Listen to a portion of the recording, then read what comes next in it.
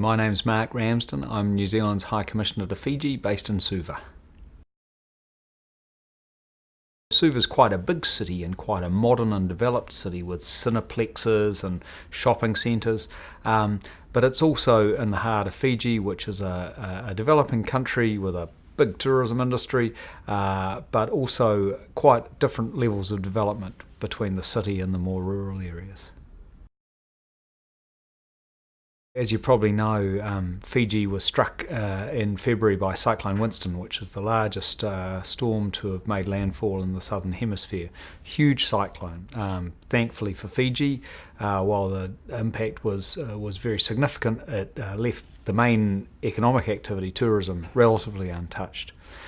New Zealand came out and responded really, really well, I believe, to the immediate impact of the cyclone. But now, of course, we're in the longer term and in the longer term rebuilding, and that's going to be something where New Zealand's got a lot to offer Fiji. Minister of Foreign Affairs, Murray McCully, has announced a $10 million package of support.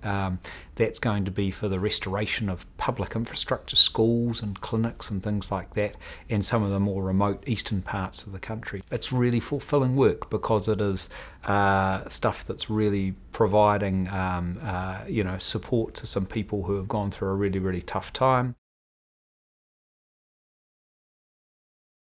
As a New Zealander, you bring quite a kete, quite an interesting package of different stuff. Our biculturalism is something that is very present for me in my conduct of diplomacy in the Pacific and further afield. It was just as relevant in New York. In the Pacific, New Zealand's bicultural heritage and the fact that we are of the Pacific is a really, really important strand of our story and of the relationships we have. As a first-generation New Zealander on one side of my family, I'm also really conscious that we are an immigrant nation as well, and so that's something, particularly when you look at other countries with similar diaspora and new populations, that's something too you can identify with. So you sort of got the two sides of New Zealand I find myself drawing on. One is the fact that we are founded on Te Tiriti and the treaty, and it is this absolute foundation for us as a nation.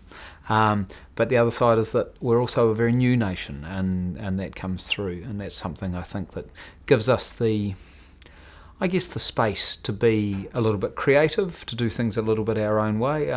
Diplomacy is famously kind of stuffy and old-fashioned as a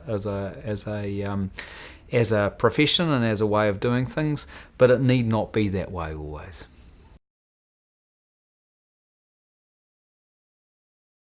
New Zealand's voice in international affairs is already, listened to and heard. One of the things, though, that we really have is our Pacificness. It's our voice in the region, being posted in the region a few times. You really see this, that we do have an identity of interest across a great range of things with Pacific Island countries. When we take that out into the world, we do sort of draw off that, trade off that. What I feel is that over the years, these partnerships with Pacific countries have become much more genuine partnerships, and particularly when you look at that in the context of, for example, Helen Clark's candidacy for the UN Secretary General. Having New Zealand be able to trade off its credentials as a Pacific nation is really, really important.